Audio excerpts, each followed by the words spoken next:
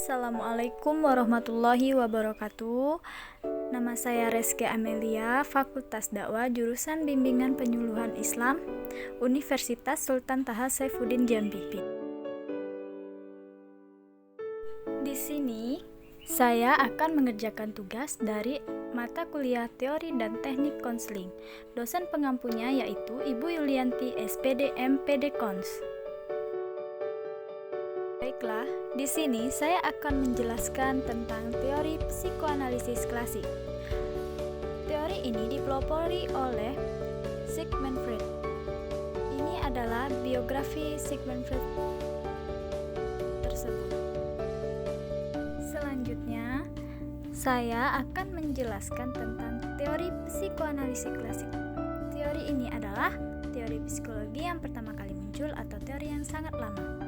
Teori ini juga membahas tentang kesadaran seseorang atau kepribadian seseorang, seperti masa kanak-kanak atau masa lampau.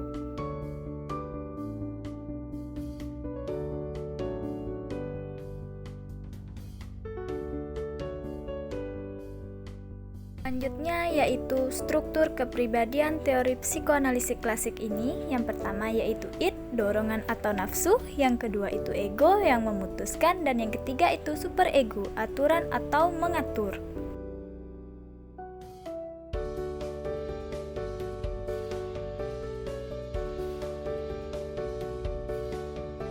Adapun tujuan dari teori ini adalah mempercepat ego, kesadaran, dan membuka pikiran.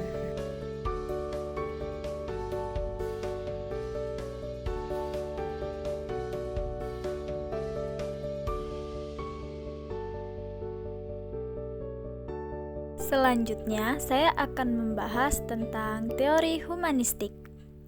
Teori ini dipelopori oleh Abraham Maslow. Ini adalah biografi dari Abraham Maslow.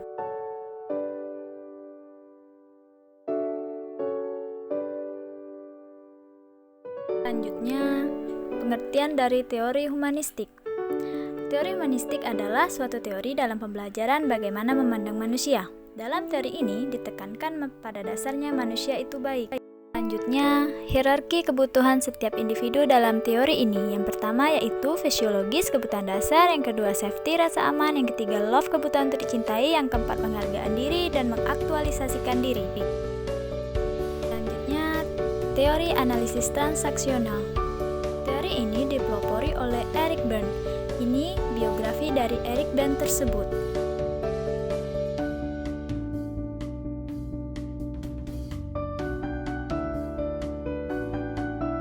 Selanjutnya, pengertian dari teori analisis transaksional adalah salah satu pendekatan psikoterapi yang menekankan pada hubungan interaksional atau hubungan komunikasi antara seseorang dengan orang lain. Teori ini menekankan fungsi ego atau peran ego seperti dalam halnya teori psikoanalisis klasik.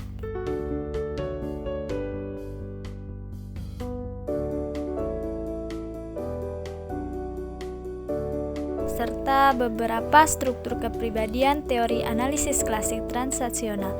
Yang pertama yaitu ego state child, sifat dan pemikiran yang kekanak-kanakan. Yang kedua ego state adult, peran ego yang ditampilkan cenderung rendah hati. Yang ketiga ego state parent, peran ego yang ditampilkan cenderung memerintah. Selanjutnya, jenis transaksi dari teori analisis klasik transaksional ini. Yang pertama itu transaksi sejajar, pesan yang disampaikan sesuai dengan yang diharapkan. Yang kedua silang, pesan tidak sesuai dengan yang diharapkan. Dan yang ketiga terselubung, ada maksud tertentu atau sindiran dalam komunikasinya.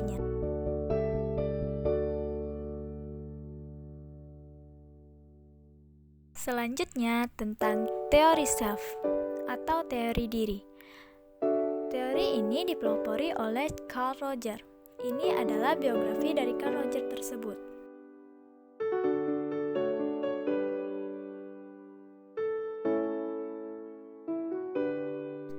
Adapun tujuan dari konseling self ini yaitu menciptakan suasana yang kondusif bagi klien untuk melakukan eksplorasi diri sehingga dapat mengetahui hambatan-hambatan dalam perkembangannya. Inti dari teori self ini yaitu perlunya menerima klien tanpa syarat.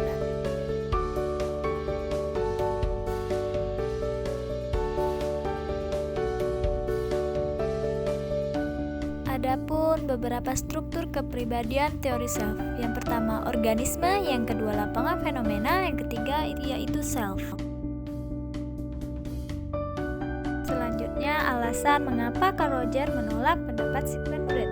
Karena Freud memandang manusia itu irasional, padahal menurut Roger manusia itu rasional dan manusia itu bisa menentukan nasibnya sendiri serta manusia itu adalah makhluk sosial.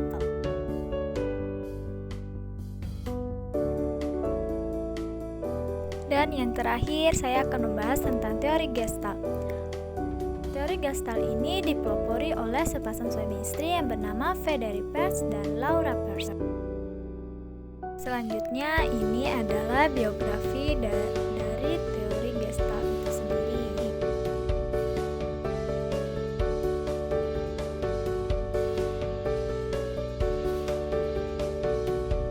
Selanjutnya teori Gestalt ini memandang pengalaman secara keseluruhan suatu individu. Kata kunci dari teori Gestalt ini adalah here and now, atau biasa disebut dengan di sini dan saat ini.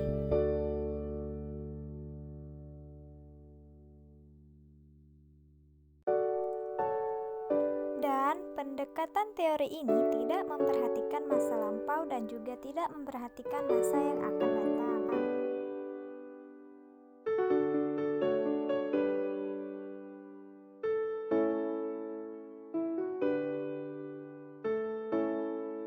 Selanjutnya pembahasan terakhir yaitu mengapa teori Gestalt ini menolak pendapatnya Sigmund Freud. Karena menurut Freud bahwasannya manusia itu dipengaruhi masa kanak-kanak.